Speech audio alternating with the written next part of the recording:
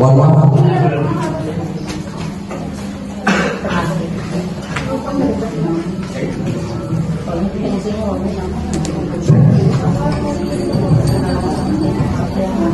Nah, Ibu, sebelumnya aku ingin bertanya terlebih dahulu, KWP di Kampung Lono, KWP di Sijo, udah berapa lama terbentuknya, Bu? Sebulan tuh ada? Jadi, udah ada kepengurusannya, Bu? Sudah. Nah, ini untuk menjalankan kita gitu, izinkan saya mungkin bukan untuk membeli, tapi saya gitu terkait manajemen kelompok itu saat ini seperti apa gitu. Nah, ini saya kasih judul KWP Maju itu sejahtera KWP Maju ini sendiri. KWP Maju dan lepas dari yang namanya nah, ibu-ibu sering masak. Jadi, nah kalau sebelum masak apa yang harus disiapkan gitu, Bu?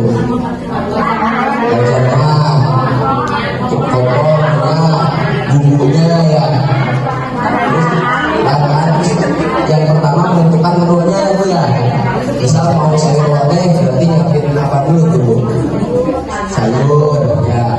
Nah, ini sama halnya dengan kita analogikannya KWP sebenarnya masak gitu, Bu.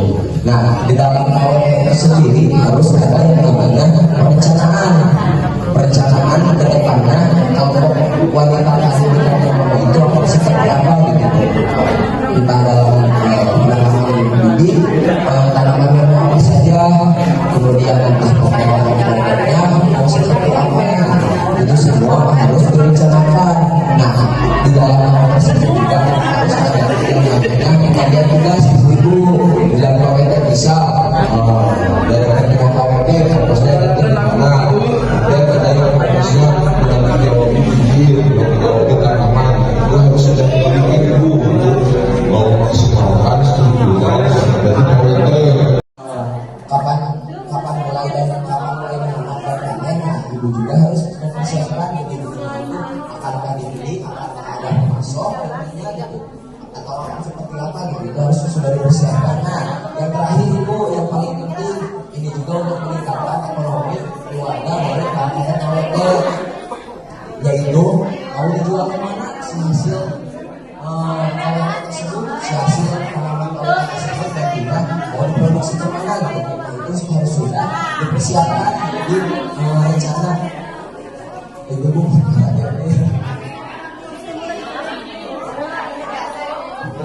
seperti itu, Bu. Jadi rencana ini agar semua orang tahu arah kerja nantinya ketika sudah ada pembagian tugas, sudah ada rencana KWP ke depannya. Rencana ini nantinya akan memudahkan ibu-ibu dalam mengelola KWP itu. Nah, selanjutnya ada pembagian tugas yang paling penting. Nah, saya bertanya terlebih dulu, untuk pengurus kader KWP kira-kira ada berapa orang, Bu? 12. Nanti bisa ditambah lagi kan, Bu?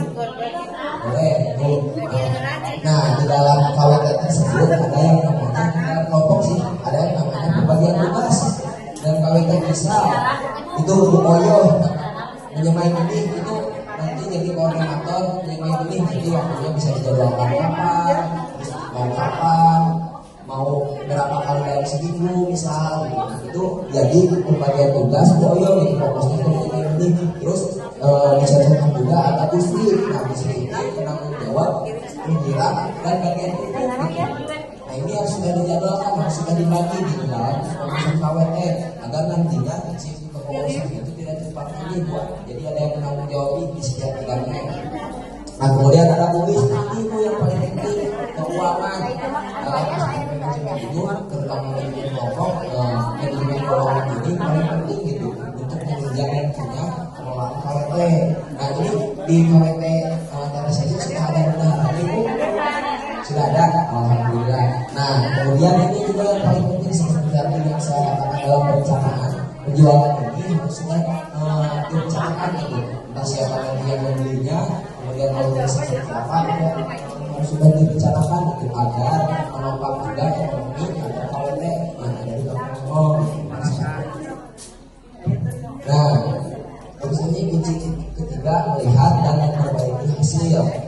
Nah, apakah hasil dari rencana kemudian pelaksanaan itu sudah sesuai apa yang ibu-ibu rencanakan gitu.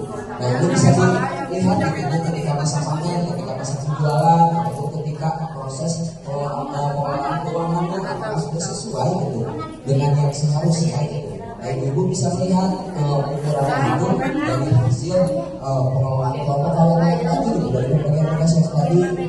Nah, apakah sesuai rencana? Nah, ketika memang ada kekurangan, ibu bisa melakukan yang namanya evaluasi yang bisa diperbaiki bersama-sama.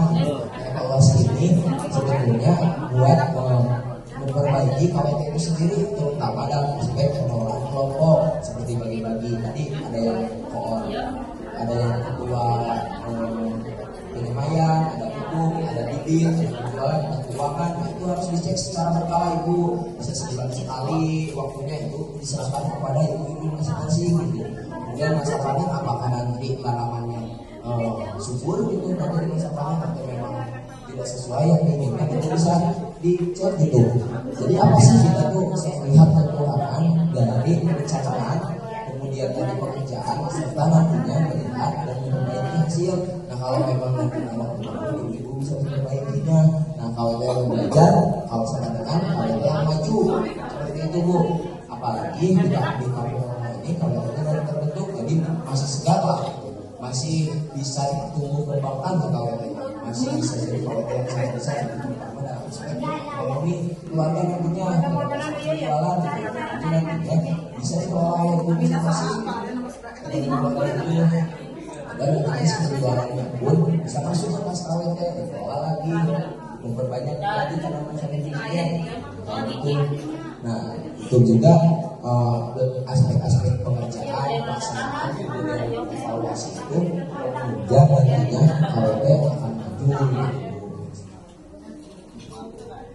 Nah, ibu cukup sekian mungkin yang mau saya sampaikan. Terima kasih ibu-ibu adalah pahlawan keluarga KWT. Terus semangat, terus kompak, wujudkan KWT RW 10 Loko yang mandiri dan sejahtera. Terima kasih. Itu mungkin penyampaian singkat dari saya terkait manajemen kelompok. Selanjutnya mungkin untuk pengendalian Bapak bisa langsung dilanjutkan dengan peningkatan kapasitas dan pengembangan kader KWT yang akan disampaikan oleh BBP oleh Pak Julian SIP kepada Pak Julian dari BBP yang sebenarnya saya silakan.